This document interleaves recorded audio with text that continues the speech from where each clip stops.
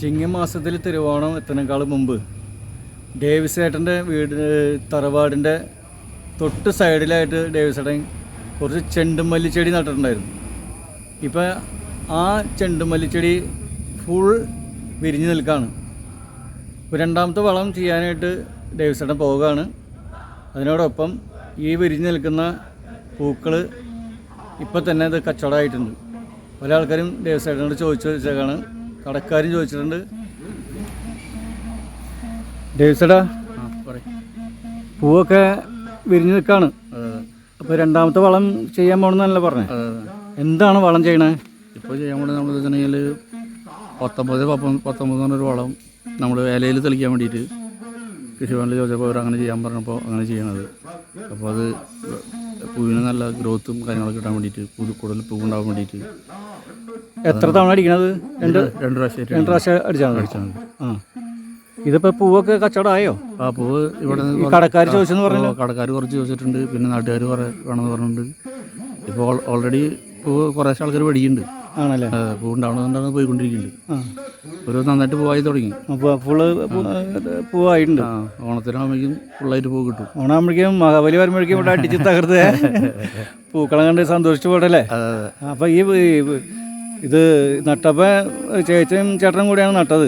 ഇപ്പൊ രണ്ടാൾക്കും മനസ്സ് തൃപ്തിയായില്ലേ? പൂ ഇഷ്ടം പോലെ ഉണ്ടാവണ്ടല്ലോ, പിന്നെ തൃപ്തിയാവാണ്ട്. അതാണ് നമുക്ക് വേണ്ടു.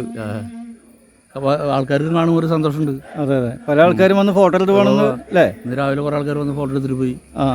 ഫാമിലി അടക്കം വന്നിട്ട് ഫോട്ടോ എടുക്കുന്നുണ്ട്. ഇവിടെ ഞാൻ വന്നപ്പോൾ പറയുന്നുണ്ടായിരുന്നു, ഇവിടെ വന്നിട്ട് ആൾക്കാർ വന്ന് എപ്പോഴും ഫോട്ടോ എടുത്ത് പോകണമെന്ന്. അപ്പോൾ ഞങ്ങൾ ചെട്ടിമലയുടെ ഇടയിൽ കുറച്ച് വാഴ വയ്ക്കാൻ വേണ്ടി കുറച്ച് സ്ഥലം റെഡി ആക്കിയിട്ടുണ്ട്. അപ്പോൾ അതിൻ്റെ ഉള്ളിൽ ഈ ചെട്ടുവലി കഴിയുമ്പോഴേക്കും വാഴ മുളച്ച് റെഡിയാവും. അപ്പോൾ അത് വാഴ വയ്ക്കാൻ വേണ്ടിയിട്ട് കുറച്ച് കന്നെടുക്കാൻ പോയി കയറുന്നു. അപ്പോഴാണ് ചേട്ടൻ വന്നത്. ഓക്കെ. അപ്പം മരുന്നടിക്കുന്നതെന്ന് കാണാം. പുഷ്പചേട്ടൻ മരുന്നടിക്കണല്ലേ? ആ ശരി. വന്നിട്ടുണ്ടോ? വാള് വന്നിട്ടുണ്ട്. ആള് ഇപ്പോൾ റെഡി. പുഷ്പചേട്ടാ, ഡേവിസന്റെ സ്ഥിരം പണിക്കാരനല്ലേ? ഇപ്പം മരുന്നടിക്കാൻ വന്നേക്കാ? അതെ. ആ ശരി. എന്തൊക്കെയുണ്ട് വിശേഷങ്ങളൊക്കെ? നല്ല വിശേഷങ്ങൾ ഇങ്ങനെ പോണു. മഴ കുറവാണ്. രാവിലെ ഞങ്ങൾ നെല്ലിന് മരുന്ന് കുറച്ച് അടിച്ചു. നമ്മുടെ പാടത്തില്ലേ? ഒരു സെക്ഷൻ അടിച്ചു. പിന്നെ ഒരു ദിവസം അടിക്കാണ്ട് അത് ഉച്ച കഴിഞ്ഞിട്ട് പോകും. അപ്പോൾ ചാഴി ഉണ്ട്. ചാഴിക്ക് മരുന്ന് അടിക്കുന്നതിന് വെയിൽ ജാതി സമയത്ത് അടിക്കണം. അപ്പോൾ രാവിലെ ഒരു 7:30 അതടിച്ചു കഴിഞ്ഞു. അതേപോലെ ഞങ്ങൾ ഇവിടെ വന്നു. ഇവിടെ വന്നിട്ട് വാഴക്കന്ന് കൊണ്ടുവരാണ്ടായിരുന്നു. പുഷ്പിനേട്ടാ, ഇപ്പം ഞാൻ വരുമ്പോൾ വാഴയുടെ കുഴി കുത്തുണ്ടായിരുന്നു. അപ്പോൾ പുഷ്പിനേട്ടാ മരുന്നടിച്ചു തുടങ്ങിയോ? ഓക്കെ.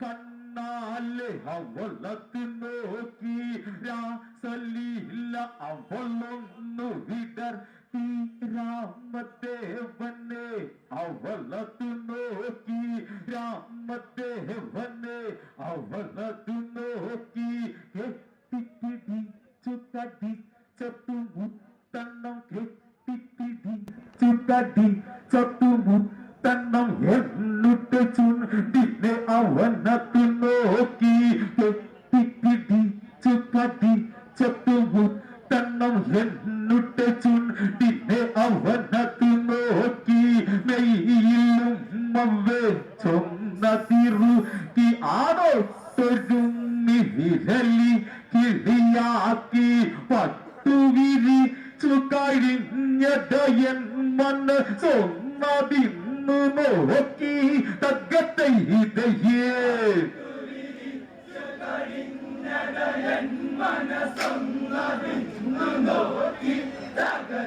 ഇതയേ ഒട്ടിപ്പിടിക്കുവാൻ വഴിയും നോക്കി തകത്തെ ഇതയേ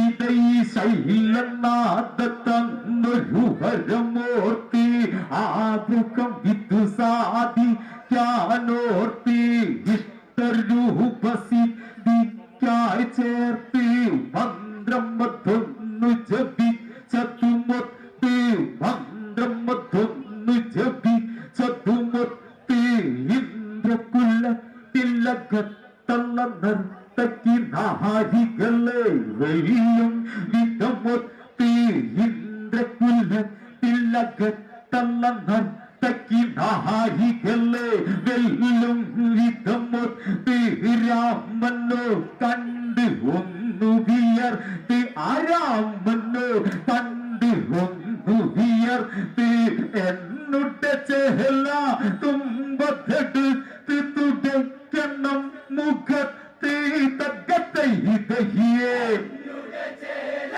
തുമ്പത്തെടുത്ത് തുടയ്ക്കണം മുഖത്തെ തകത്തെ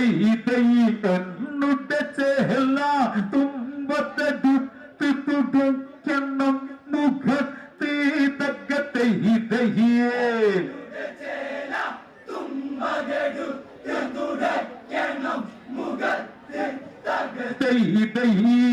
അതുവിധം രൂപത്തെ അവളെടുത്തേ തകത്തെ